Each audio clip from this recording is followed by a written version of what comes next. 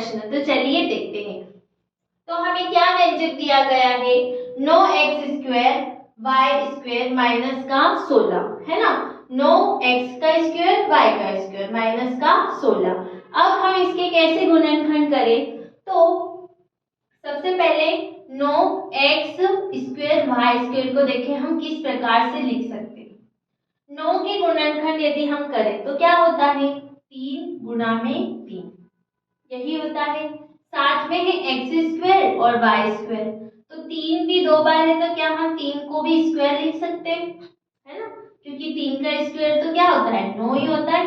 वर्ग यदि आता है तो 3 का वर्ग क्या होगा, 9, तो हम 3 स्क्वायर लिख सकते हैं, साथ में x² y²। अब देखो तीनों की घातें क्या है, वर्ग, तीनों की घातें क्या है, वर्ग में। तो हम क्या इनको ऐसे लिख सकते हैं, 3x y का होल वर्ग। क्यों लिख सकते हैं, क्योंकि तीनों की घातें क्या थी, हमारी स्क्वायर में थी। तो हमने क्या किया, ये 3 लिखे, 3xy और उसकी पूरी की पावर हमने लगा दी 2, है ना। तो हम जब इसको खोलेंगे तो हमें वापिस से यही चीज मिल जाएगी।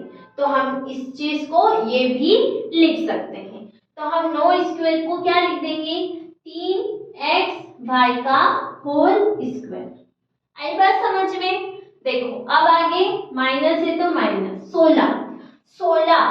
16 का गुणनखंड बोले या वर्ग बोले तो क्या होता है, जब हम 4 में 4 का गुणा करते हैं तो हमें मिलता है 16, और 4 का वर्ग भी क्या होता है, 16। तो देखो हम इसको क्या लिख सकते हैं, 4 गुणा 4 मतलब 4 कितनी बार है, 2 बार, है ना। तो 16 को हम क्या लिख सकते हैं, 4 का वर्ग। तो हमने लिख दिया 4 का वर्ग, ठीक है। अब ये हमारी सर्वसमीका जैसा हो गया, कैसा, देखो सर्वसमीका a² माइनस का b² क्या होगा, a प्लस b और a माइनस का b, ऐसा ही हो गया। यदि हम a को 3xy मान ले और b को 4 मान ले, तो आप देख के रख, जैसे हमने इसको क्या माना, a, तो a का स्क्वायर माइनस 4 को माना हमने b, तो b का स्क्वायर। तो कुछ इसी तरीके से हो गया, a² minus b², a² minus b²।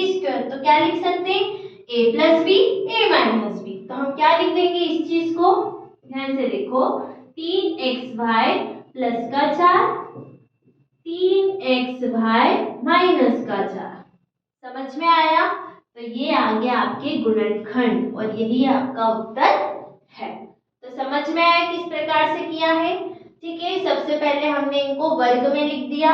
अब वर्ग आ गए तो हमारी एक सर्वसमीका होती है a² माइनस का b², जिसको हम क्या लिख सकते हैं, a plus b, a minus b।